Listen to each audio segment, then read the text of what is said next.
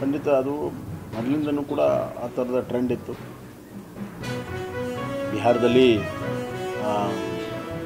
ಅಲ್ಲಿಯ ನಿತೀಶ್ ಕುಮಾರ್ ಅವರ ಒಂದು ಇಮೇಜು, ಆಡಳಿತ ಮತ್ತು ಪ್ರಧಾನಮಂತ್ರಿ ನರೇಂದ್ರ ಮೋದಿಯವರ ಯೋಜನೆಗಳು, ಹಲವಾರು ವರ್ಷ ನೆನೆಗುದಿ ಬಿದ್ದಂಥ ಇನ್ಫ್ರಾಸ್ಟ್ರಕ್ಚರು, ಯೋಜನೆಗಳು, ಶಿಕ್ಷಣ ಸಂಸ್ಥೆಗಳು ಎಲ್ಲವೂ ಕೂಡ ಬಿಹಾರದಲ್ಲಿ ಪ್ರಾರಂಭ ಆಗಿದ್ದರಿಂದ ಜನರು ಅಭಿವೃದ್ಧಿಯನ್ನು ಬಯಸ್ತಾರೆ ಮತ್ತು ಜನರು ಯಾವಾಗಲೂ ಕೂಡ ಶಾಂತಿಯನ್ನು ಬಯಸ್ತಾರೆ.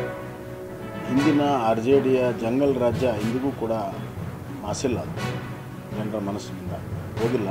ಹೀಗಾಗಿ ಮತ್ತೊಮ್ಮೆ ಜಂಗಲ್ ರಾಜ್ಯ ಬೇಕಾಗಿಲ್ಲ, ಅಭಿವೃದ್ಧಿಯ ಬಿಹಾರ ಬೇಕನ್ನುವಂಥದ್ದಕ್ಕೆ ಜನ ಬೆಂಬಲವನ್ನು ಕೊಟ್ಟಿದ್ದಾರೆ. ಸುಧಾಕರ್ ಅವರು ಹೇಳಿದರೆ ಎಕ್ಸಿಟ್ ಪೋಲು ನಮ್ಮ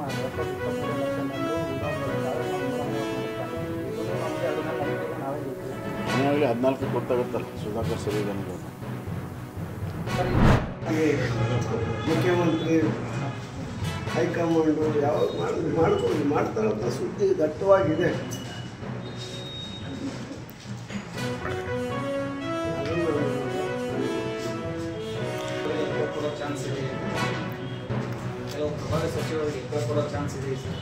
ಅದು ಹೈಕಮಾಂಡು ಯಾರನ್ನ ಇಟ್ಕೋಬೇಕು, ಯಾರನ್ನ ತೆಗಿಬೇಕು, ಮತ್ತು ಯಾರಿಗೆ ಅವಕಾಶ ಕೊಡಬೇಕು, ಅದು ಇದನ್ನೇ ಮುಂದುವರಿಸ್ಬೇಕು, ಅದನ್ನೆಲ್ಲ ನೋಡೋದು ಹೈಕಮಾಂಡು.